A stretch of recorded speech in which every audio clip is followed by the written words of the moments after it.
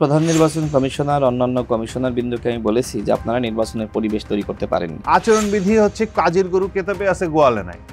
যে আচরণবিধি করা হয় ওইটা সবসময় আমরা লঙ্ঘন দেখেছি, যে কোনো সময়। গণভোটে যদি না ভোট জয়লাভ করে তাহলে কি হবে? গণভোটের যে প্রশ্নটা করা হয়েছে প্রশ্নটাই পরিষ্কার না। আমরা যে প্রক্রিয়ার ভেতরে গেছি, জুলাই সনদ যেখানে আমরা স্বাক্ষর করেছি, এই জুলাই সনদকে একটা বিপদের মধ্যে ফেলছে। ফেব্রুয়ারি নির্বাচন নিয়ে কি কোনো সংশয় আছে নাকি এখন সবাই নিশ্চিত যে নির্বাচন ফেব্রুয়ারিতে হবেই? সুষ্ঠু নির্বাচনের জন্য মানুষ তাকিয়ে আছে সেনাবাহিনীর দিকে, নির্বাচন কমিশনের দিকেও না।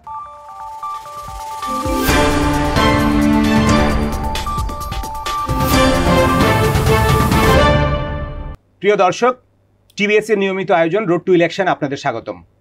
আমাদের সাথে আজ অতিথি হিসেবে উপস্থিত আছেন তরুণ প্রজন্মের দুজন রাজনীতিবিদ। আমরা নির্বাচনী সংস্কার, চলমান রাজনীতি, তত্ত্বাবধায়ক সরকার ফিরে আসছে, সেটা নিয়েও আমরা আলোচনা করব। তার আগে আসুন আমরা পরিচিত হই আমাদের দুজন অতিথির সঙ্গে। আমার ডান পাশে আছেন গণসংহতি আন্দোলনের নির্বাহী সমন্বয়কারী আবুল হাসান রুবেল। আমার বাম পাশে আছেন গণ অধিকার পরিষদের সাধারণ সম্পাদক মোহাম্মদ রাশেদ খান। রাশেদ খান এবং আবুল হাসান রুবেল, আপনাদের দুজনকে আমাদের স্টুডিওতে স্বাগতম। আপনাদেরকে ধন্যবাদ। আমরা একটু নির্বাচন প্রসঙ্গে আসি। আপনারা নির্বাচন কমিশনের সংলাপে যোগ দিয়েছিলেন, সেখানে আলোচনা হয়েছে, বিভিন্ন বিষয়ে আলোচনা হয়েছে। আমাদের এখানে নির্বাচন মানেই একটা যুদ্ধ ভাব। আমরা যেটাকে একটু কি বলে, ভদ্র ভাষায় বলে থাকি ভোট যুদ্ধ। সেনাবাহিনী, পুলিশ, হাজার কোটি টাকা এখানে খরচ, এবং এখানে নিরাপত্তা বাহিনীর পেছনেই খরচ হয় 60 থেকে 70% পাহারা দিতে। তাহলে কি ভিনদেশ থেকে কেউ আসে ভোট ডাকাতি করতে যে আমাদের এত পাহারা বসাইতে হয়? ভিনদেশ থেকে মানে কখনো কখনো আসার কথা শোনা গেছে অতীতে। হ্যাঁ, যেমন এই গত নির্বাচনে, তার আগে নির্বাচনে শোনা গেছে যে বাইরে থেকে এসে কোনো দলকে বাধ্য করা, সেরকম জায়গাও আমরা দেখেছি। সেটা তো নিরাপত্তা বাহিনী দিয়ে আপনি প্রোটেক্ট মানে করছেন না। সেটা তো আর নিরাপত্তা বাহিনী দিয়ে আপনি প্রোটেক্ট করছেন না। তাহলে আমরা মানে আমাদের দেশের ভেতরে যে রাজনৈতিক যেটা সংস্কৃতির কথা বারবার আসছে, যে রাজনৈতিক সংস্কৃতিটা এমনভাবে তৈরি হয়ে গেছে, এবং এখানে শত্রু মিত্র ভেদ, আদার এবং আস, এই ভেদটা এত প্রবল হয়ে গেছে যে এইটা যদি পরিবর্তন না হয় তাহলে এখানে নির্বাচনকে একটা এরকম সাধারণ শান্তিপূর্ণ পরিবেশে নির্বাচন করতে হলেই আপনার ভেতরে অনেক বাফার জোন লাগে। বাফার জোন ছাড়া আপনি এই নির্বাচনটা করতে পারবেন না, সেজন্য আপনি এই নিরাপত্তার জন্য খরচ করতেছেন। নির্বাচন কমিশনের সাথে যে সংলাপে আপনারা গিয়েছিলেন, নির্বাচন কমিশনের জন্য একটা বড় চ্যালেঞ্জ। তো নির্বাচন কমিশন সেই শক্ত ভূমিকা পালন করার মতো অবস্থা তৈরি করতে পেরেছে কিনা? আমি মনে করি যে এখনো পর্যন্ত নির্বাচন কমিশন সরকার নির্বাচন কমিশন মিলিয়ে যে পরিবেশ সৃষ্টি করেছে, এটা এখনো পর্যন্ত আস্থা আমাদের দিচ্ছে না। এবং মানে আস্থা আবার আসবে, আপনাকে আস্থা দিচ্ছে না। রাশেদ খান, আপনিও গিয়েছিলেন নির্বাচন কমিশনের আলোচনায়। আমি তো আপনার কতটা আস্থা জন্মাচ্ছে? আমি প্রধান নির্বাচন কমিশনার অন্যান্য কমিশনার বিন্দুকে আমি বলেছি যে আপনারা নির্বাচনের পরিবেশ তৈরি করতে পারেননি, এবং আমি সরাসরি বলেছি, এবং আমি স্পষ্টভাবে বলেছি যে আপনারা এখনো পর্যন্ত ফ্যাসিবাদের দোসরদের বিরুদ্ধে ব্যবস্থা নিতে পারছেন না। আপনারা এখনো পর্যন্ত আমতাম করতেছেন। আওয়ামী লীগের যারা নেতা ছিল, যেহেতু দল হিসেবে সাংগঠনিকভাবে আওয়ামী লীগের কার্যক্রম নিষিদ্ধ হয়েছে, তো সেক্ষেত্রে আওয়ামী লীগের নেতারা আবার বিভিন্ন জায়গায় স্বতন্ত্রভাবে ইলেকশন করার চেষ্টা করতেছে, উদ্যোগ নিতেছে। তো এটা তো আপনাদের থামিয়ে দিতে হবে। দ্বিতীয়ত আমি আর একটা কথা বলেছি যে জাতীয় পার্টি এবং 14 দল, তারা তো ফ্যাসিবাদের দোসর। একজন মানুষকে যদি 5 জন মিলে হত্যা করে, 1 নম্বরে যদি আওয়ামী লীগ হয়, 2 নম্বরে জাতীয় পার্টি এবং 14 দল, কেউ গলায় ছুরি চালিয়েছে, কেউ হাত ধরেছে, পা ধরেছে। সুতরাং আওয়ামী লীগের শুধুমাত্র সাংগঠনিক কার্যক্রম নিষিদ্ধ কেন হবে? কেন জাতীয় পার্টি এবং 14 দলের বিচার করা হবে না? এটা সবাই তো অপরাধী। এটা আরেকটা ডিবেট। কিন্তু এখন যারা হাজার হাজার মোটরসাইকেল নিয়ে বিশাল বিশাল শোডাউন করছে, এটার পিছনে নিঃসন্দেহে টাকা খরচ হচ্ছে। তাহলে নির্বাচনকে কালো টাকার প্রভাব মুক্ত রাখার যে কথা বলা হয়, যেখানে তরুণরা সুযোগ পাবে, তরুণ প্রজন্মের সুযোগ পাবে, সেই জায়গায় নির্বাচন কমিশন কোনো ভূমিকা রাখতে পারছে? আমি সেই কথাটাই আসলে বলছিলাম যে বাংলাদেশের রাজনীতি সংস্কৃতির কোনো পরিবর্তন হয়নি। বিশেষ করে যারা পরিবর্তনের জন্য বড় বড় কথা বলছে, তারা আবার এই বাইক শোডাউন, তারা আবার এই যে এই কাজগুলো বেশি বেশি করে, এবং শোডাউন করার পরে কিন্তু নিজেদের ফেসবুক পেজে ঘোষণাও দেয় 5000 6000 বাইক নিয়ে মিছিল হয়েছে। একটা সময় শুরুর দিকে যেটা হয়েছিল গণ অভ্যুত্থানের পরে, যে আপনার মানে কোনো মাইক্রো গাড়িতে করে আপনার শোডাউন দেওয়া, বা আপনার বাইকে হেলমেট ছাড়া শোডাউন দেওয়া, এটা মানুষ খুব খারাপভাবে নিচ্ছিল। আর এখন যেটা হয়েছে, এখন এক ধরনের প্রতিযোগিতা তৈরি হয়েছে সব দলের মধ্যে। এমনকি আমি আমার দলের বাদ দিব না, মানে প্রত্যেকটা দলের মধ্যে। অর্থাৎ বিএনপি এই কাজটা করতেছে, জামাত করতেছে, তো আমি না করলে তো আসলে টিকতে পারবো না। আমার মাঝে মধ্যে মনে হয় যে এই যে আমরা যারা মাঝারি বা ছোট দলগুলো রয়েছি, আসলে আমাদের ভবিষ্যৎটা কি? আমরা মনে করেন যে সবসময় চিল্লাপাল্লা করলাম, ধারাবাহিকভাবে আন্দোলন সংগ্রাম চালিয়ে গিয়েছি। মনে করেন যখন আপনার 28 অক্টোবরের পরে বিএনপির মতন বড় দলের নেতাকর্মীদেরকে যেখানে পেয়েছে সেখানে গ্রেপ্তার করেছে, তারা কেউ ঘরে ঘুমাইতে পারে নাই। ওই সময় কিন্তু ঝুঁকি নিয়ে গণ অধিকার পরিষদ, গণতন্ত্র মঞ্চের অন্তর্ভুক্ত দলগুলো, সাকিব ভাই সহ আমরা কিন্তু একসাথে লড়াই সংগ্রাম করেছি। আপনি সাংবাদিক হিসেবে আপনার কাছে সমস্ত তথ্য প্রমাণ থাকার কথা। তো ওই সময় কিন্তু আমরা বিশেষ করে গণ অধিকার পরিষদ এবং গণতন্ত্র মঞ্চের অন্তর্ভুক্ত দলগুলো, এই দুইটা সংগঠন বা জোট বা দল, আমরাই কিন্তু বেশি মিছিল মিটিং করেছি, তাই না? ধারাবাহিকভাবে আন্দোলনটা আমরা চালিয়ে গিয়েছি। কখনো বিএনপির পার্টি অফিসের সামনে দিয়ে, কখনো আমরা বিএনপির নেতৃবৃন্দকে আহ্বান জানিয়েছি। দ্বিতীয়ত দেখেন গণ অভ্যুত্থানের পরে জামাত ইসলাম একসময় কিন্তু তাদের নিজস্ব ব্যানারে রাজপথে নামতে পারে নাই, কিন্তু গণ অভ্যুত্থানের পরে আমরা যারা ধারাবাহিকভাবে আন্দোলনটা চালিয়ে গেলাম, যারা মানুষকে সাহস দিলাম, যারা অন্য দলকে সাহস দিলাম, সেই গণসংহতি আন্দোলন, গণ অধিকার পরিষদের অবস্থান আসলে সরকারের কাছে কতটুকু। তো আমার এই জন্য মাঝে মধ্যে মনে হয়, যেমন ডাকসু নির্বাচনগুলোতে আপনি দেখেন, ছাত্র সংসদ নির্বাচনে যারা হাসিনার বিরুদ্ধে চোখে চোখ রেখে কথা বলেছে, যারা লড়াই সংগ্রাম করেছে, তারা কেউ পাশ করতে পারে নাই। বরং যারা ওয়েলফেয়ার মেকানিজম করেছে, শিক্ষার্থীদেরকে বিভিন্নভাবে সুযোগ সুবিধা দিতে পেরেছে, আপনার হাসপাতালে ডিসকাউন্ট বলেন, সেহরির সময় সেহরি পৌঁছে দেওয়া, আপনার ইফতারের সময় ইফতার পৌঁছে দেওয়া, এছাড়া বৃত্তি দেওয়া, এই কাজগুলো যারা করতে পেরেছে তাদেরকে শিক্ষার্থীরা ভোট দিয়েছে। এখন শুধুমাত্র রাজনীতিবিদদের চরিত্র পরিবর্তন করতে বলবেন, দেশের জনগণের চরিত্র পরিবর্তন করতে বলবেন না। আমরা দেখেছি যে আপনার ছাত্র ফেডারেশন আরমান, আমি নিজে দেখেছি যে 5 আগস্ট সকালবেলা শহীদ মিনারে গিয়েছে, আমি তার লাইভ দেখেছি, এবং সে বলছে আপনারা সবাই নেমে আসেন। এরপরে যখন তারা গিয়েছে কয়েকজন, মাত্র 200 জন, সেখানে গুলি চালিয়েছে। আরমান সেটা লাইভ করেছে। এই আরমান ডাকসুতে অংশ নিয়েছে না, কয়টা ভোট পাইছে? ছাত্র অধিকার পরিষদের সভাপতি বিনিয়ামিন মোল্লা, সে আপনার 11 মাস তাকে কন্ডেম সেলে রাখা হয়েছিল, এবং সে প্রায় 4 বার গ্রেপ্তার হয়েছে। তার নামে 11 থেকে 12টা মামলা, সে কিন্তু আপনার ভোট পায় নাই, তাকে ভোট দেয়নি। তাহলে ভোট কাদেরকে দিল? আমি শেষ করি, 10 সেকেন্ডে এই জিনিসটা শেষ করি। ভোট কাদেরকে দিল? যাদেরকে গণ অভ্যুত্থানের আগেও আমরা চিনতাম না, গণ অভ্যুত্থানে তারা ছিল এটাও আমরা জানতাম না, তারা কিন্তু আপনার ডাকসুতে নেতা হয়ে গেছে, বিভিন্ন জায়গায় ছাত্র সংসদে নেতা হয়ে গেছে। তো এই পরিবর্তন তো আসলে আমরা চাইনি। আমার কথা হলো, যারা ফ্রন্টলাইন যোদ্ধা তারা কেন পাশ করলো না? এই বিশ্লেষণ, এই গবেষণা এখন রাজনীতিবিদদেরকে করতে হবে। রাশিদ, আপনি অ্যাড করতে চাচ্ছেন কিছু? না, আমার প্রশ্নটা ছিল যে এই যে হাজার হাজার বাইকের মহড়া, কালো টাকা বা টাকা তো খরচ হচ্ছে, তো এইটা যদি নির্বাচন কমিশন এখনই নিয়ন্ত্রণে আনতে না পারে, নির্বাচন কমিশনের ক্ষমতা আছে, এটা পারবে না এমনটা বলা যায় না, তাহলে এই নির্বাচনের পরে যারাই ক্ষমতায় আসুক, এটা তো একটা ইনভেস্টমেন্ট বলা হয়, তখন ইকোনমির উপরে প্রভাবটা কি হবে? না, সহজ কথা হচ্ছে যে নির্বাচন কমিশনে, আপনি বাংলাদেশে এই পর্যন্ত নির্বাচন কমিশনের যত ধরনের আচরণবিধি দেখেন, আচরণবিধির কোনো প্রতিপালন দেখছেন? আচরণবিধি তো আসলে মানে না লোকজন। আচরণবিধি হচ্ছে কাজের গরু কেতাবে আছে, গোয়ালে নাই। যে আচরণবিধি করা হয় ওইটা সবসময় আমরা লঙ্ঘন দেখেছি, যে কোনো সময়ের কথা যদি বলি। এই যে আচরণবিধির লঙ্ঘন বিষয়ে তার মেকানিজমই নাই, নির্বাচন কমিশনের এই লোক বলো নাই যে এই যে আচরণবিধি লঙ্ঘন হচ্ছে, অঙ্গীকার করতে হবে যে আপনারা যারা অংশ নেবেন তারা আচরণবিধি মেনে চলবেন। আমরা অঙ্গীকার করতে করতেই তো আসলে আমি আমার এলাকায় যেতেই আমার যাওয়ার সুযোগ হওয়ার আগেই তো আসলে আরেকজন কয়েক কোটি টাকা খরচ করে ফেলবে, কেউ 100 কোটি টাকাও খরচ করে ফেলতেছে। তো এই যে এই বিষয়ে নির্বাচন কমিশন কি করছে? নির্বাচনের পরে তো সে টাকাগুলো তুলতে চাই, এটা তো বলতে সে তো ইনভেস্ট করছে, ইনভেস্ট করার পরে ইনভেস্টমেন্ট তুলবে না। পুলিশ আপনি ঘুষ দিয়ে যখন পুলিশে ঢোকেন, তখন তো পুলিশে ঢোকার পরে আপনি ঘুষ খাবেন, এটি তো বাংলাদেশের রীতি। ওইটা খরচ তুলে ফেলে তারা।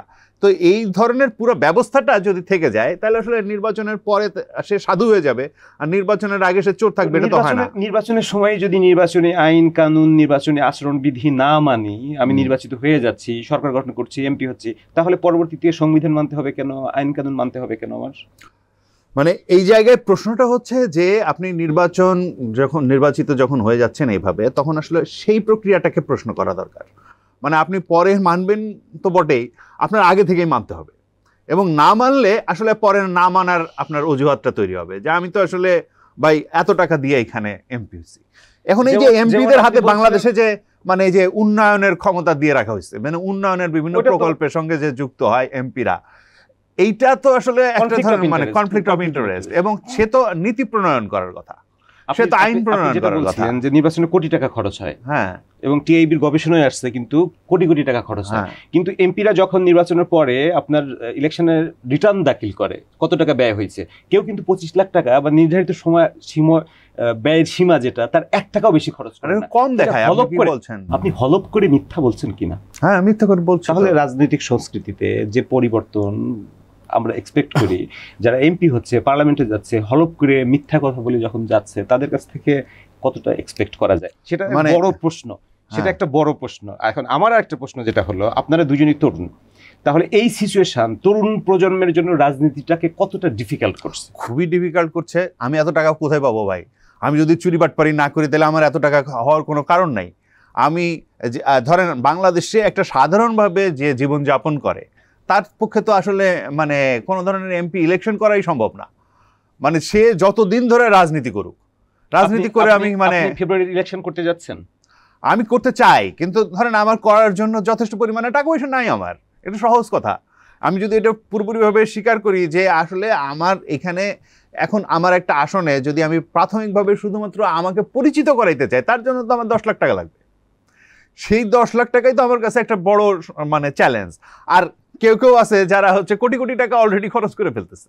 তো এটা তো একটা অসম প্রতিযোগিতা। এই অসম প্রতিযোগিতা আছে, মার্শাল পাওয়ার আছে, মার্শাল পাওয়ারের ভেতর দিয়ে আছে আগামী নির্বাচনটা মহোৎসব হবে, লেভেল প্লেইং ফিল্ড হচ্ছে। তাহলে মানে লেভেল প্লেইং ফিল্ড ইতিমধ্যেই তো নষ্ট করে দেওয়া হয়েছে। মানে লেভেল প্লেইং ফিল্ড যদি তৈরি করতে হয় তাহলে মানে আমরা একটু প্রস্তাব করেছিলাম যে ধরেন প্রথমত হচ্ছে যে এই যে নির্বাচনের যে পরিবেশ মনিটরিংয়ের জন্য একটা বিশেষ সেল করা দরকার। একটা রাজনৈতিক দল থাকবে, সেখানে আইন শৃঙ্খলা বাহিনী থাকবে, নির্বাচন কমিশনের লোক থাকবে, সেগুলো দিয়ে তারা মনিটরিং করবে। এই যে এখন লেভেল প্লেইং ফিল্ডের ক্ষেত্রে অর্থ একটা ব্যাপার, হ্যাঁ, মার্শাল একটা ব্যাপার। ধরেন আপনার পোস্টার লাগাবেন, পোস্টারটা ছিঁড়ে নেবে, তো ছিঁড়ে ফেলবে। পাহাড়ের জন্য লোক রাখতে হবে, পাহাড়ের জন্য লোক রাখতে হবে। যদি আপনি না মানে এই যে লেভেল প্লেইং ফিল্ড না হলে তো হচ্ছে না। মানে কি পরিস্থিতি এদের ভেতরে আসলে এইগুলো হচ্ছে পরিস্থিতি। এখন মানে আমাদের মতো দল বা মানে রাশিদদের মতো মানে লোক তারা নির্বাচন করবে কিভাবে? করবে হচ্ছে যে আমাদের এখন কি করতে হবে যে ভাই আপনার কাছে আমি যাইতে চাই, আপনি আমাকে সাহায্য করেন, এইরকম জায়গায় যাইতে হবে তো। কারণ আমাদের তো উপায় নাই তো। মানে আমাকে আপনি নির্বাচন করতে দেবেন না, আমাকে মানে শেখ হাসিনা একটা পুরোপুরিভাবে নির্বাচনটাকেই মানে উঠাই দিয়েছিল, সেইখান থেকে হয়তো একটা পরিবর্তন হবে। কিন্তু একটা সত্যিকার অর্থে লেভেল প্লেইং ফিল্ড তৈরি করতে হলে আপনি নির্বাচনী বিতর্কের আয়োজন করেন সমস্ত প্রার্থীর, সেইখানে সবাই তার ইশতেহার দিক, প্রচারণা হবে হচ্ছে নির্বাচন কমিশনের মাধ্যমে, কারো ব্যক্তিগত প্রচারণা থাকবে না, এবং জনগণ ওইটা দেখে তারা ভোট দিবে, এরকম ব্যবস্থা করেন। যদি সত্যি সত্যি এরকম একটা লেভেল প্লেইং ফিল্ড চান তাহলে এই ব্যক্তিগত প্রচারণা পদ্ধতি বাতিল করে দেন। আপনার কাছে আবার আসবো। আমি যেটা প্রশ্নটা করেছিলাম, তরুণ প্রজন্মের জন্য নতুন দল যারা গঠন করছে, তরুণ প্রজন্মের নেতৃবৃন্দ, তাদের জন্য রাজনীতিটা কতটা ডিফিকাল্ট এখন, এবং সামনে নির্বাচনে আপনি প্রথম নির্বাচন করতে যাচ্ছেন, আপনার প্রস্তুতি এবং সামনের অবস্থা কেমন দেখছেন? আমি আসলে রুবেল ভাইয়ের সাথে একমত হয়ে বলতে চাই যে আমরা কিভাবে নির্বাচনটা করব। এখন বড় বড় দলের প্রার্থীরা তারা যেভাবে টাকা পয়সা খরচ করছে এবং যেভাবে আসলে মানুষ তাদের সাথে সম্পৃক্ত হয়, এবং সম্পৃক্ত হওয়ার অনেকগুলো কারণ আছে। প্রধান কারণ হলো ভয়, যে আমি যদি এই দলের সাথে না থাকি তাহলে তো আমার আসলে নানান ধরনের আমার বিরুদ্ধে অপবাদ দেওয়া হবে, আমাকে ট্যাগিং করা হবে, ক্ষতিগ্রস্ত করা হবে, এবং বিপদাবদে আমি কাউকে পাশে পাবো না। তো নানান কারণে কিন্তু এই সামাজিক একটা রাজনীতি আছে, এই রাজনীতিতে বড় দলগুলো এগিয়ে। তো সেই জায়গায় গণসংহতি আন্দোলন, গণ অধিকার পরিষদের দল, এরকম দল এবং একই সাথে আমাদের দলের প্রার্থীরা তারা কিন্তু অনেকটা পিছিয়ে আছে। তো আমি সেটাই বলতে চাই যে আমি নির্বাচনটা কিভাবে করব। এখন অন্তর্বর্তীকালীন সরকারের যিনি স্থানীয় সরকার উপদেষ্টা আসিফ মাহমুদ, তিনি নিজেই বললেন যে কোনো প্রার্থী যদি 20 থেকে 25 কোটি টাকা খরচ না করে সে জামানত হারাবে। এখন আমি তো চাঁদাবাজি করি নাই, আমি তো দুর্নীতি লুটপাট করি নাই, তো এত টাকা আমি কোথায় পাবো? যেখানে আমার জন্য 20 থেকে 30 লাখ টাকা ম্যানেজ করে নির্বাচন করাটাই কঠিন, সেখানে কোটি টাকার ব্যাপার, তাও 1 কোটি না, তাও 20 থেকে 30 কোটি, কোনো প্রার্থী 100 কোটি খরচ করে। যেমন আমার নিজ জেলা ঝিনাইদহ 2 আসন সদরে আমার বাসা, তো সেখানে আওয়ামী লীগের একজন জেলা সহসভাপতি ছিল, তিনি একটি কোম্পানির মালিক, তিনি 50,000 পরিবারকে ত্রাণ দেন, 50,000 পরিবারকে ত্রাণ দিয়েছেন। এবং এই যে 50,000 পরিবারে যদি আপনি ধরেন 4 জন করে ভোট, তাহলে 2 লাখ ভোট। তার মানে তিনি এত পরিমাণ টাকা পয়সা খরচ করেন, ভোটের আগেই নির্বাচিত হয়ে গেছেন। তো এখন আমি যখন প্রচারণার জন্য যাই, কেউ কেউ আমাকে বলে বাবা কি আনছো। আর আপনি আমাকে বলেন যে এখন আমাদের তাহলে যুদ্ধটা কি শেষ হয়েছে? আমাদের যুদ্ধটা সবেমাত্র শুরু হয়েছে আমি মনে করি। কালো টাকা, পেশি শক্তির বিরুদ্ধে, এবং এই যে ওয়েলফেয়ার পলিটিক্সের নামে মানুষকে কেনাবেচা, মানুষের বিবেক কেনাবেচা, আসলে কি সে এমপি নির্বাচিত হচ্ছে জনগণের ভোটে নাকি টাকার মাধ্যমে নির্বাচিত হচ্ছে? তাহলে এই যুদ্ধটা আমাদের চালিয়ে যেতে হলে হয়ে থাকে তো এটা বিনিয়োগ, এটা তো অবশ্যই বিনিয়োগ। যে লোক 100 কোটি টাকা বিনিয়োগ করছে সে সেখান থেকে মিনিমাম 5 গুণ ইনকাম করে। 100 কোটি টাকা বিনিয়োগ করলে 500 কোটি টাকা সেখান থেকে সে, আমার নিজ জেলা ঝিনাইদহ জেলাতে খোঁজ নেন, এমনকি রুবেল ভাই এলাকা রাস্তাঘাটে কোনো উন্নয়ন নাই। মানে মানুষকে বোঝানো হয়েছে উন্নয়ন মানে তুমি বিপদে পড়বা তোমাকে আমি 500 টাকা দেবো, উন্নয়ন মানে তোমাকে 2 কেজি চাল দেবো, উন্নয়ন মানে তোমাকে 1 কেজি মাংস দিব। এইভাবে মানুষকে আপনি, ঢাকা শহরে মানুষ হয়তো অনেকটা সচেতন বা বিশ্ববিদ্যালয়ের শিক্ষার্থীরা অনেকটা সচেতন, কিন্তু গ্রামগঞ্জের 60% মানুষের মধ্যে কিন্তু এই ধরনের কুসংস্কার আছে, এই ধরনের এক ধরনের প্রলোভন দেখিয়ে তাদের কাছ থেকে কিন্তু ভোট নেওয়া যায়। আর গ্রামের সব থেকে বড় সমস্যা সামাজিক রাজনীতি। মাতব্বর যেদিকে বলে সেদিকে ভোট দেয়। আমার কাছে যে ধারণা সেটি হলো যে সাধারণ মানুষ তার নিজের ভোটটা নিজে দিতে পারে না, মাতব্বর, মেম্বার, চেয়ারম্যান যেভাবে বলে সেইভাবে ভোট দেয়। তার মানে এই যে আধিপত্যের রাজনীতি, এই রাজনীতির কোনো পরিবর্তন হয়েছে? অন্তর্বর্তীকালীন সরকার বলছে যে ইতিহাসের সেরা নির্বাচন হবে, তো ইতিহাসের কি সেরা নির্বাচন করবেন? আপনি তো কোনো পরিবর্তন করতে পারলেন না। রুবেল ভাইয়ের সাথে আমি একমত, হ্যাঁ ডাকেন, সব জনগণ আসবে একটা আসনে, জনগণকে সরকারের পক্ষ থেকে ডাকা হবে যে অমুক জায়গায় সেখানে ন্যাশনাল ডিবেট হবে বা স্থানীয় ডিবেট হবে, কোনো প্রচার প্রচারণা করতে পারবে না। নেভার। যদি এটা হয় যে কেউ ব্যক্তিগতভাবে পারবে না, নির্বাচন কমিশনের পক্ষ থেকে সমস্ত আয়োজন করা হবে, সেখানে একজন প্রার্থী তার ইস্তেহার তুলে ধরবে, তার বক্তব্যের মাধ্যমে, কথার মাধ্যমে, এবং তিনি মানুষকে কিভাবে কনভিন্স করলেন, তার বক্তব্যটা কি, তিনি কি করতে চান, সেখান থেকেই জনগণ সিদ্ধান্ত নিবে যে আমি কাকে ভোট দিব। কিন্তু আপনি 5000 আপনি মাইক্রোবাস নিয়ে আপনি শোডাউন দিচ্ছেন, আপনি 2000 বাইক নিয়ে আপনি শোডাউন দিচ্ছেন, তো এই শোডাউনের রাজনীতিতে তো আমি পিছিয়ে আছি। এখন মানুষ মনে করছে আরে অমুক নেতা আসতেছে, বড় দলের নেতা, ও তো প্রায় 20,000 মানুষ নিয়ে মিছিল করতেছে, আর রাশেদ খান তো 200 মানুষের ওর সাথে নাই, তার মানে কি ভোট তো ওকেই দিতে হবে। তো এখন বলেন 200 মানুষ আনার জন্য যে খরচ, কথার কথা খরচ তো হয়, ওই খরচে আমি বহন করতে পারছি না, সেখানে 20,000 মানুষ কেমনে আনবো? ঠিক একইভাবে বড় দলের যে এজেন্টের সিস্টেমটা দেখেন, আপনার প্রত্যেকটা আপনার বুথে বুথে একজন করে লোক দেওয়া লাগে, প্রায় 8,000 মানুষ। এখন গণসংহতি আন্দোলনের রুবেল ভাই প্রার্থী হবে, তার দলের সব মিলিয়ে কত মানুষ আসছে, মিছিল মিটিং কত হয় আমরা জানি, এবং তিনি একক প্রার্থী হিসেবে তার এলাকায় 8,000 মানুষ দিতে পারবেন? তার মানে এই জায়গাটা নির্বাচন কমিশনকে ঠিক করতে হবে। ভোট পাহারা দিবে নির্বাচন কমিশন, প্রশাসন, আমার নিজস্ব ব্যক্তি এজেন্ট কেন লাগবে? নিজেরা ভোট করতে যাচ্ছি, পাহারা দিতে হবে কেন? এইটাই তো আমার কথা। তো এই সংস্কৃতির পরিবর্তন হয়েছে। একজন নেতা আমার বিরুদ্ধে বক্তব্য দিচ্ছে, বলছে যে সে জাতীয় নেতা হতে পারে, বড় নেতা হতে পারে, তার দলের কি এই 8,000 লোক আছে, সে বুথে বুথে পাহারা বসাবে? আর আপনি আমাকে বলেন, তারাও গণঅভ্যুত্থানের শক্তি, একসাথে লড়াই সংগ্রাম করেছি, কিন্তু তারা এখন এই প্রশ্ন চলছে যে সে অনেক বড় নেতা, ঠিক আছে, কিন্তু তার দলে তো 8,000 মানুষ নাই যে 8,000 বুথ পাহারা দিবে। আর আমাকে বলেন যে আমি এখন এই রাজনীতি তাহলে কিভাবে করব? তার মানে আমাদের রাজনীতি ছাড়তে হবে, অথবা এই রাজনীতির বিরুদ্ধে আমাদের সংগ্রাম করতে হবে, যে সংগ্রামের মাধ্যমে হাসিনার পতন হয়েছে। আমার কাছে মনে হয় গণঅভ্যুত্থান শেষ হয়নি, গণঅভ্যুত্থান মাত্র শুরু হয়েছে। বাংলাদেশের এই রাজনীতির সংস্কৃতি পরিবর্তন করার জন্য আমাদেরকে আরও হয়তো অসংখ্য গণঅভ্যুত্থান সৃষ্টি করা লাগতে পারে। আপনার কাছে ছোট্ট করে একটু জানতে চাইবো, সেপ্টেম্বর মাসে গণ অধিকার পরিষদ আর এনসিপির একীভূত হওয়ার একটা আলোচনা চলছিল, সেটার সর্বশেষ কোথাও থেমে গেছে বা কোনো অগ্রগতি আছে কিনা, জাস্ট ছোট্ট করে যদি দেখেন। এনসিপির যে দুজন শীর্ষ নেতৃত্ব, তারা একসময় আমাদের সাথে ডাকসু নির্বাচন করেছে, রাজনীতি করেছে, তাদের সাথে যারা আপনার পরিচিত ফেস আছে, এদের অধিকাংশ একসময় আমাদের সাথে রাজনীতি করেছে, যে কারণে তাদের মধ্যে আমাদের মধ্যে এক ধরনের পজিটিভ আলোচনা ছিল। বাট তাদের মধ্যে কতিপয় নেতা আছে, তারা মনে করছে যে আমরা এই দুটো দল মিলে যদি বড় কিছু করি বা একটা দল হয়ে যায়, সেক্ষেত্রে তারা হয়তো ওই জায়গায় ওই পদে থাকতে পারবে না, যে কারণে তাদের মধ্যে কয়েকজন নেতা আসলে এই প্রক্রিয়াকে নানান ধরনের কটাক্ষ করে বক্তব্য দিয়ে ভেস্তে দিয়েছে। এখন আর গণ অধিকার পরিষদ আর এনসিপি আসলে একীভূত হওয়ার জায়গাটা নাই। বাট তারা আবার বলছে যে একসাথে জোট করি, যেটা গণসংহতি আন্দোলনকে বলেছে, আমাদেরকে বলেছে। বাট আমাদের কথা হলো যে এনসিপি তো এই গণ অভ্যুত্থানের সরকারের কাছ থেকে সুযোগ সুবিধা পেয়েও তারা তো নিজেদেরকে তৈরি করতে পারে নাই, এবং এমন না যে এনসিপি আগামীতে ক্ষমতায় চলে যাচ্ছে। মুখে মিডিয়াতে যতই ফটর ফটর করুক না কেন, তৃণমূলের বাস্তবতা তো আমরা বুঝি, আমরা তো যাই। তারা বলছে জোট করছেন কারোর সাথে নাকি জোট? আমি একটু শেষ করি, আমি সেই জায়গায় বলছি, এখন এনসিপির সাথে মানুষ কেন জোট করবে? আপনাকে সম্ভাবনা দেখাইতে হবে। আপনি যদি মনে করতেন যে অমুক দলগুলোকে নিয়ে আমি জোট করবো, আপনি সরকারের বেনিফিশিয়ারি হয়েছেন, গণসংহতি আন্দোলন হয়েছে, গণ অধিকার পরিষদ হয়েছে, তাহলে আপনার সাথে জোট করে কেন ওই তকমা দিবে যে আপনিও কিংস পার্টির দোসর? তো আমি তো ওই তকমা নিব না। দ্বিতীয়ত হলো, তারা এমন না যে ক্ষমতায় চলে যাচ্ছে যে তার সাথে আমার জোট করতে হবে। তো আমার কাছে মনে হয় না সেটা আসলে সম্ভব বা বাস্তবসম্মত। জোট যদি হয়, স্বাভাবিকভাবে মানুষ জোট করে নির্বাচনে জেতার জন্য, একটা কৌশলগত ব্যাপার, তো বড় দলের সাথে জোট করা হবে, ছোট দলের সাথে জোট করে তো লাভ নাই। যেখানে এনসিপির থেকে আমি মনে করি যে গণ অধিকার পরিষদের সাংগঠনিক অবস্থা অনেক ভালো, যেটা তৃণমূলে আমাদের প্রত্যেকটা জেলায় কমিটি আছে, আমাদের ওয়ার্ড লেভেলে কমিটি আছে, আমাদের ছাত্র যুব শ্রমিক সংগঠন আছে। তো আমরা তো 7-8 বছর হাসিনার আমলে আমরা মার জুলুম নির্যাতনের শিকার হয়েও দলটা গুছিয়ে নিয়েছি। তো এনসিপি তো আসলে ওই যে ক্ষমতার ভাগবাটোয়ারা করতে গিয়েই সময় গেছে, দলটা আর গুছাইতে পারে নাই। তো সেক্ষেত্রে এনসিপির সাথে গণ অধিকার পরিষদের জোট হওয়ার সম্ভাবনা এটা ক্ষীণ। বাট বড় কোনো দলের সাথে যদি আমাদের মানে সেই ন্যায্য হিস্সা বা আলাপ আলোচনার মাধ্যমে সেই নেগোসিয়েশনটা হয়, সেটি জোট হতে পারে। বাট এখনো পর্যন্ত গণ অধিকার পরিষদ কারোর সাথে চূড়ান্ত জোট করার ব্যাপারে সিদ্ধান্ত নেয়নি। বিএনপির সাথে 2022 সাল থেকে গণসংহতি আন্দোলন সহ আমরা গণ অধিকার পরিষদ আমরা একসাথে যুগপৎ আন্দোলনে ছিলাম এবং ওই সময় আমরা গণতন্ত্র মঞ্চের জোটেও ছিলাম। তো সেই সময় থেকে একটা সম্পর্ক আছে, নির্বাচন একসাথে করার ব্যাপারেও আলোচনা আছে, বাট চূড়ান্ত কোনো মীমাংসা হয়নি। আমার কাছে মনে হয় যে রুবেল ভাই একই কথা বলবে। হ্যাঁ, আচ্ছা, তো রুবেল ভাই একই কথা বললে নতুন প্রশ্ন করি, একই কথা, দুজনের উত্তর একই যেহেতু বলা হচ্ছে আগামী জাতীয় নির্বাচনের সাথে গণভোটও হবে। হ্যাঁ, আমাদের গণভোটটা কিন্তু আসলে নতুন একটা, তো অনেকেই বলছে গণভোটে যদি না ভোট জয়লাভ করে তাহলে কি হবে?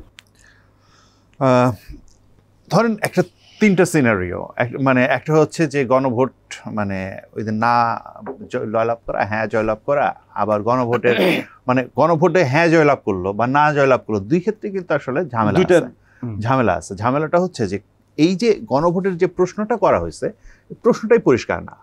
আপনি 4টা প্রশ্ন দিচ্ছেন, উত্তর একটা, এটা আসলে লোকের কাছে বোধগম্য হওয়ায় আসলে খুব কঠিন। মানে মধ্যপন্থী বলে কিছু নাই, মানে আপনি একটা প্রশ্নে হ্যাঁ, একটা প্রশ্নে না দিতে পারবেন না। 4টা প্রশ্ন আছে, 4টা প্রশ্নেই আপনাকে হ্যাঁ দিতে হবে বা না দিতে হবে। বলে এইটা কিন্তু আসলে সরকার, আমি মনে করি যে আমরা যে প্রক্রিয়ার ভেতরে গেছি, জুলাই সনদ যেখানে আমরা স্বাক্ষর করেছি, এই জুলাই সনদকে একটা বিপদের মধ্যে ফেলছে। কারণ জনগণের ভেতর থেকে এই বিষয়ে যদি একটার বিষয়ে সে না করে, তাহলে না ভোটও সে দিতে পারে, কারণ তার তো অপশন আছে হ্যাঁ বা না দিতে। এই ক্ষেত্রে ধরেন হ্যাঁ যদি জয়যুক্ত হয়, তাহলে কি হবে, যে ডিসেন্ট যেগুলো আছে সেগুলো কিভাবে বাস্তবায়িত হবে এটা পরিষ্কার না, ফলে ওইখানেও জটিলতা আছে। যদি না জয়যুক্ত হয় তাইলেও সমস্যাটা হচ্ছে যে না জয়যুক্ত হলে এটা কিসের ভিত্তিতে, তাইলে মানে আমি লাস্টে আপনি দেখেছেন 4টা প্রশ্নের ভিতরে একদম 4 নম্বরে বলা হয়েছে যে অন্যান্য সংস্কার রাজনৈতিক দলগুলোর প্রতিশ্রুতি অনুযায়ী বাস্তবায়িত হবে। মানে এমনভাবে কনফিউশন সৃষ্টি করেছে যে আসলে এর মাধ্যমে ওই যে আমরা 9 মাসের আলোচনা করলাম না, 80% আমরা ঐক্যমত বা সংস্কারের বিষয়ে ঐক্যমতে এসেছিলাম, ওইটাও এখন ক্ষতিগ্রস্ত হয়ে গেছে। সেটাই আমি বলতেছিলাম যে আরেকটা বিষয় হচ্ছে যে ধরেন না জয়যুক্ত হলো, সেক্ষেত্রে কি হবে, যে প্রত্যেকটা দলের একটা প্রতিশ্রুতি আছে। আমরা ধরেন বিএনপির সঙ্গে মিলে এই 31 দফা করেছিলাম, আমরা গণ অধিকার পরিষদ, তারপরে আরো অন্যান্য অনেকগুলো ধরো 39টা দল মিলে আমরা 31 দফা করেছিলাম। তো আমাদের একটা আছে 31 দফা, যে না জয়যুক্ত হলেও আমরা ওই 31 দফার ভিত্তিতে একটা ইয়ে করতে পারবো, কিন্তু বাকিরা কেউ যদি বিজয়ী হয় তাদের তো এরকম কোনো মানে প্রতিশ্রুতি নাই। এই জটিলতাটার কথা বল, এই জটিলতাটা ফেব্রুয়ারি নির্বাচনের উপরে কোনো নেতিবাচক প্রভাব ফেলবে কিনা? আমার কাছে মনে হয় ফেব্রুয়ারি নির্বাচনের উপরে নেতিবাচক প্রভাব ফেলার চাইতে এটা বেশি আসলে পরবর্তীতে কি হবে সেটার জন্য এক ধরনের সংকট, সেটার উপর একটা জটিলতা তৈরি হবে। আবার ফেব্রুয়ারি নির্বাচন নিয়ে কি কোনো সংশয় আছে নাকি এখন সবাই নিশ্চিত যে নির্বাচন ফেব্রুয়ারিতে হবেই? দেখেন, মানুষ কিন্তু প্রশ্ন করে যে ফেব্রুয়ারি মাসে কি নির্বাচন হবে, কেন করে? বিশেষ করে যারা আমরা প্রার্থী বা ইলেকশন করতে চাই, আমরা এই প্রশ্নের মুখোমুখি হই যে আসলে ফেব্রুয়ারি মাসে নির্বাচন হবে। এর মূল কারণটা হলো যে সরকার মুখে নির্বাচনের কথা বলছে, কিন্তু নির্বাচনের জন্য তো নির্বাচনের পরিবেশ তৈরি করতে হবে এবং এটা তো দৃশ্যমান দেখাইতে হবে যে আমি এই কাজগুলো নির্বাচনের জন্য করতেছি। এখনো পর্যন্ত রুবেল ভাই যেটি বললো যে পুলিশ ফাংশন করতেছে না, এই যে জুলাই গণ অভ্যুত্থানে পুলিশ যে ধরনের আগ্রাসী আচরণ করেছে, ছাত্র জনতার বুকে গুলি চালিয়ে হত্যা করেছে, আমি ধরলাম যে সংখ্যাটা 1500, জাতিসংঘ বলছে যে 1400+, তাই না? তো আমি ধরলাম 1500। এখন এই 1500 হত্যাকাণ্ডের জন্য আপনি কি 1500 পুলিশের সদস্যকে পানিশমেন্টের আওতায় এনেছেন? আনেননি। তাহলে আপনি কি করলেন? তার মানে এই যে গণ অভ্যুত্থানের পরে প্রধান দায়িত্ব ছিল পুলিশের সংস্কার করা, কারণ পুলিশ কিন্তু সবসময় জনগণের সাথে সম্পৃক্ত থাকে, সেই কাজটা কিন্তু সরকার করার উদ্যোগ নেয়নি। তো আপনি পুলিশকে ফাংশনাল করলেন না, আর আপনি বলছেন যে সুষ্ঠু নির্বাচন করবেন। এখন এই মুহূর্তে সুষ্ঠু নির্বাচনের দিকে, মানে সুষ্ঠু নির্বাচনের জন্য মানুষ তাকিয়ে আছে সেনাবাহিনীর দিকে, নির্বাচন কমিশনের দিকেও না। নির্বাচন কমিশন যে জাতিকে সুষ্ঠু নির্বাচন উপহার দিতে পারবে এটাকে বিশ্বাস করে না, আমিও করি না, জনগণও বিশ্বাস করে না। এখন মনে করছে যে সেনাবাহিনী যদি সে ধরনের কঠোর অবস্থান নেয়, তারা যদি যেমনিভাবে গণ অভ্যুত্থানের একদম শেষের দিকে সেনাবাহিনী যখন জনগণের সাথে সম্পৃক্ত হলো তখন তো গণ অভ্যুত্থান হয়েছে, ঠিক এখন রাজনীতিবিদ বলেন, দলগুলো বলেন বা অন্যান্য স্টেক হোল্ডার বলেন, তারা মনে করছে যে সেনাবাহিনী যদি মনে করে যে এই নির্বাচনটা সুষ্ঠু করবে তাহলে সুষ্ঠু নির্বাচন হবে। সেনাবাহিনীর উপর অনেকটা আমাদের ডিপেন্ডেন্সি বেড়ে গিয়েছে, তাছাড়া অন্য কোনো স্টেক হোল্ডার, অন্য কোনো বাহিনী, এমনকি সরকারের উপরে মানুষের আস্থা নাই। ডক্টর মোহাম্মদ ইউনূস যেখানে জনগণের পালস বোঝেন না, তিনি জনগণকে মোটিভেট করতে পারেন এটা আমার কাছে মনে হয় না। তিনি এখনো পর্যন্ত, আপনারা সাংবাদিক ভাইয়েরা, তার কাছে বুমটা ধরতে পেরেছেন? জিজ্ঞেস করতে পেরেছেন যে স্যার আপনি কি ভাবছেন, আপনার চিন্তা কি? একটা মানে নোবেল বিজয়ী ব্যক্তি, তিনি রাষ্ট্র চালাবেন, তার কোনো পরিকল্পনা নাই।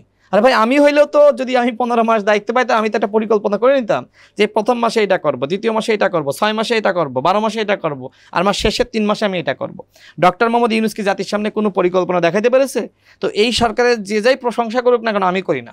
আমি শুরু থেকে সরকারের সমালোচনা করার মূল কারণটা হলো যে আমি শুরু থেকে সরকারের কোনো পরিকল্পনা পাইনি।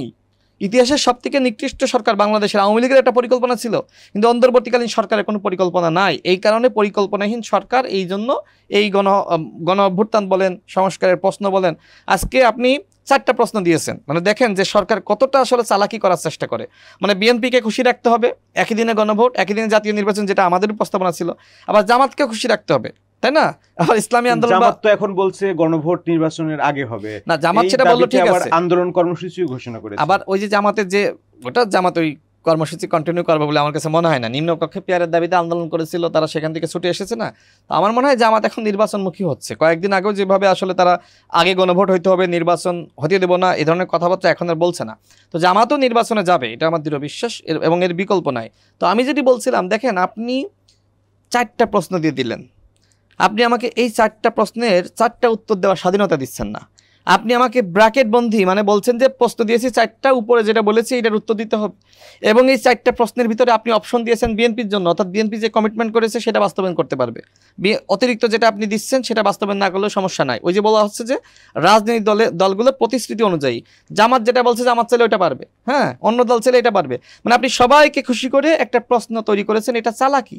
অর্থাৎ জুলাই সনদ যদি ভেস্তে যায়, সেটা ডক্টর মোহাম্মদ ইউনূসের কারণে যাবে, এবং তিনি মূলত এই কয়েকজন উপদেষ্টা আমার কাছে মনে হয় তাকে বিভ্রান্ত করেছে, যে প্রশ্নগুলো এমনভাবে সেট আপ করেন যাতে করে জামাতে খুশি থাকে, বিএনপি থাকে, অমুক দলও খুশি থাকে, আমরা কোনো রকমের নির্বাচন দিয়ে আমরা বিদায় নিই। তো এই জন্য আমার মাঝে মধ্যে প্রশ্ন হয়, নাহিদ ইসলাম কি আসলেই সত্যি কথা বলেছিল যে এই সরকারের কয়েকজন উপদেষ্টা সেভ এক্সিট খুঁজতেছে? আমার মাঝে মধ্যে সন্দেহ লাগে যে তারা যে কাজটা করলো জুলাই সনদ নিয়ে।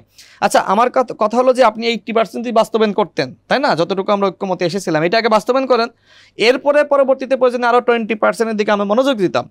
অথবা নোট অফ ডিসিশন মনে করেন যে 10টা আছে, আপনি সরকার যদি মনে করেন না এই 2টা লাগবে, বাদ দিয়ে দেন, আপনি একটা প্রশ্নে আপনি গণভোটে যেতে পারতেন। অথবা আপনি যেগুলোতে আমরা ঐক্যমতে এসেছি সেটার জন্য একটা গণভোট, অথবা আরেকটা হলো যে নোট অফ ডিসেন্টের জন্য আরেকটা গণভোট, যে আপনি চান কি চান না। সহজ হিসাব, কিন্তু এই সহজের মধ্যে না গিয়ে তারা আজকে জটিল পরিস্থিতি সৃষ্টি করেছে। এই জন্য আমারও সন্দেহ লাগে যে এই জটিল পরিস্থিতি ওভারকাম করে আসলে সরকার সুষ্ঠু নির্বাচন জাতিকে উপহার দিতে পারবে কিনা, জনগণের সন্দেহ আছে, আমারও আছে। বাট আমি একজন রাজনীতিক হিসেবে আমার কাছে যেটি মনে হয় সেটি হলো যে বাংলাদেশে যদি নির্বাচনটা না হয়, সেক্ষেত্রে বাংলাদেশটা ধ্বংস হয়ে যাবে। নির্বাচনের কোনো বিকল্প নাই, এই জন্য সবাইকে নির্বাচনটা আদায় করে নিতে হবে। আপনাদের দুজনের কাছে ছোট্ট করে একটা লাস্ট কোশ্চেন আমরা শেষ করব। কার্যক্রম নিষিদ্ধ আওয়ামী লীগ আগামী নির্বাচনে তারা অংশ নিতে পারছে না, এখন পর্যন্ত এটাই নিশ্চিত।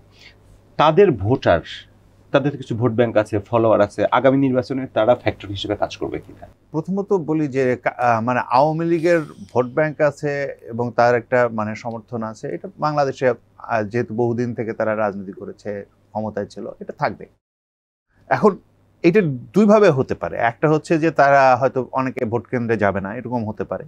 আবার তারা কোনো দলকে মানে সমর্থন দিবে বা কোনো দলের উপরে তারা মানে তাদের সাথে লিয়াজও করবে, এটুকুও হতে পারে। কোনো দল তো অনেক হাইয়া বিশ্বাস হয়ে গেছে, মানে হতেই পারে। মানে এখন মানে এটা হচ্ছে আমি এই বিষয়ে আসলে এখনই মন্তব্য করা আসলে কঠিন, কারণ এটা নির্বাচনের এখনো অনেকগুলো দিন দেরি আছে। ফলে এই ভোটাররা আসলে কোথায় যাবেন, এবং কেউ কেউ হয়তো অন্য অনেক দলে আশ্রয়ও অনেকে নিয়েছেন অলরেডি, ফলে বিশেষত বড় দলগুলোতে।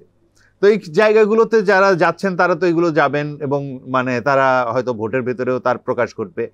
আবার মানে আওয়ামী লীগের যেভাবে বলা হয় যে 30%-40% ভোট ছিল, এইটা আমার কাছে মনে হয় যে এটা একটু অতিরঞ্জিত, এই কারণে যে গত 15 বছরে আমরা কোনো আসলে ভোট দেখি নাই। না, 15 বছরের আগেই যদি যান, 91 থেকে 2000 ওই 91, আমার কাছে মনে হয় যে এই 15 বছরের শাসনের তো একটা প্রভাব আছে, তাতে তার ভোট কমার কথা। যেমন লাস্ট ইলেকশনে আসলে 4-5%-এর বেশি ভোটই পড়ে নাই, যে সবাই যে এটা বর্জন করেছে। ফলে মানে এই 4-5% ভোট পড়লো কেন? আওয়ামী লীগের সমর্থকরা ভোট দিতে যায় নাই, তাহলে পরিস্থিতিটা তো এরকম। আপনার ওপিনিয়ন এটা, রাশিদ খান, আপনার অবজারভেশন বা ওপিনিয়ন কি? দেখেন, আওয়ামী লীগ তো অবশ্যই বড় দল ছিল, কিন্তু এই 16 বছরের দুঃশাসন, এই কারণে তরুণ প্রজন্ম আওয়ামী লীগকে বর্জন করেছে। আওয়ামী লীগের যেহেতু 3 পুরুষের দল, তো যারা অন্ধভক্ত, যারা কর্মী ছিল, নেতা ছিল, তার বাইরে আওয়ামী লীগের ভোট নাই। তো সব মিলে আমার কাছে মনে হয় যে আওয়ামী লীগের ভোট এই মুহূর্তে 5%-এর বেশি হবে না। আগে ছিল, আগে তাহলে এটা 25%, বড় কোনো ফ্যাক্টর হবে না আগামী 25% বলেন বা 30%, যেটাই বলেন না কেন, সেটা আমি বিতর্ক সৃষ্টি করতে চাই না। 16 বছরে এটা আসলে ডে বাই ডে কমতে কমতে আমার কাছে মনে হয় যে 5% ভোট থাকতে পারে। বাট এই 5%-এর ভিতরেও আমার কাছে মনে হয় যে আওয়ামী লীগের নেতাকর্মী সব মিলিয়ে এখন কত আর সক্রিয় হবে? 50,000 নেতাকর্মী আমি শুনছি যে ইন্ডিয়ায় নাকি পালিয়েছে। তো এখন বাংলাদেশে যদি আওয়ামী লীগের নেতাকর্মী যারা আসলে ওই যে ভোট কেন্দ্রে যেতে দিবে না, সব মিলিয়ে সক্রিয় আমার কাছে সারা দেশ মিলে মনে হয় যে 1,000-এর মতো হবে। তো এই 1,000 জন যদি আপনার ভোট কেন্দ্রে বাধা দেয়, সব মিলে মানে 1 লাখ ভোট হতে তারা মানে কাস্টিং হতে দিবে না। আমার কাছে মনে হয় সংখ্যাটা এরকম, কারণ ঝটিকা মিছিল দেখলে তো বোঝা যায় যে কতটা তাহলে ভয়ের মধ্যে, এটা বড় কোনো ফ্যাক্টর একটু হবে শেষ না। করি, আতঙ্কের মধ্যে তারা রয়েছে। তো বাট আওয়ামী লীগের যারা সাধারণ এবং নিরীহ কর্মী ছিল, তারা কিন্তু বিভিন্ন দলের প্রোটেকশন পাচ্ছে, সামাজিক নিরাপত্তা পাচ্ছে, সরকারের প্রোটেকশন পাচ্ছে।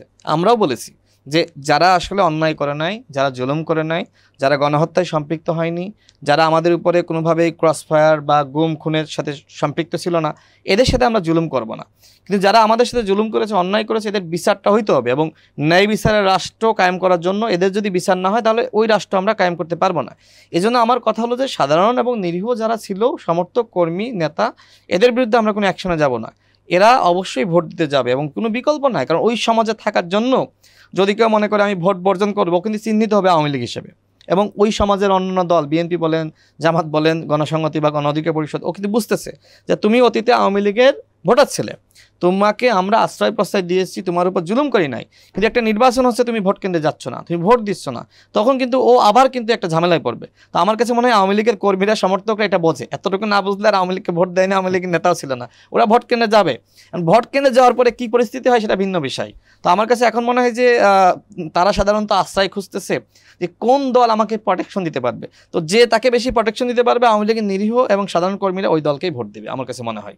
রাশেদ খান এবং আবুল হাসান রুবেল, আপনাদের দুজনকেই ধন্যবাদ আমাদের স্টুডিওতে সময় দেওয়ার জন্য। আপনারা ভালো থাকবেন, সুস্থ থাকবেন, নিরাপদে থাকবেন। আপনাকে অসংখ্য ধন্যবাদ। অনেক ধন্যবাদ আপনাদের। প্রিয় দর্শক, আজ এ পর্যন্তই। আমাদের সাথে থাকার জন্য আপনাদেরকেও ধন্যবাদ। আপনারা ভালো থাকবেন, সুস্থ থাকবেন, নিরাপদে থাকবেন।